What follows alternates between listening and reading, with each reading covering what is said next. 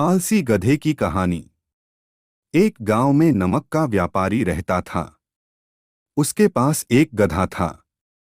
व्यापारी रोज अपने गोदाम से दुकान तक नमक ले जाने के लिए गधे का इस्तेमाल किया करता था। वह नमक को बोरी में भरकर गधे की पीठ पर लाद देता और उसके साथ साथ चलता हुआ दुकान तक आता था। नदी के पानी से नमक की बोरी भीग गई।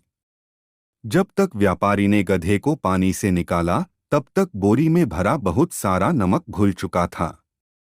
गधा जब चलने लगा तो उसे बोरी का भार बहुत कम महसूस हुआ और वह खुश हो गया।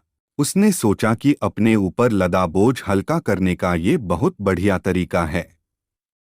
अगले दिन वह जानबूझकर नदी में गिर पड़ा। नमक पानी में घुल जाने से बोरी का वजन फिर कम हो गया।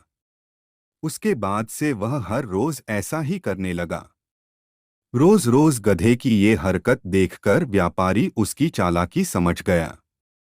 उसने गधे को सबक सिखाने का फैसला कर लिया और अगले दिन बोरी में नमक के स्थान पर रुई भरकर गधे की पीठ पर लाद दिया। रुई हल्की थी। इसके बाद भी आलसी गधे ने सोचा कि क्यों न रोज की तरह नदी के पानी में गिरकर इस वजन को और कम कर लिया जाए, इसलिए वह जानबूझकर नदी में गिर पड़ा। लेकिन इस बार बोरी में नमक नहीं बल्कि रुई थी। पानी में भीगकर रुई का वजन कई गुना बढ़ गया।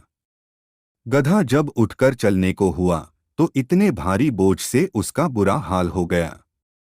उस दिन के बाद से उसने कभी आलस न करने का निर्णय किया। सीख: एक, आलस का फल कभी न कभी मिल ही जाता है।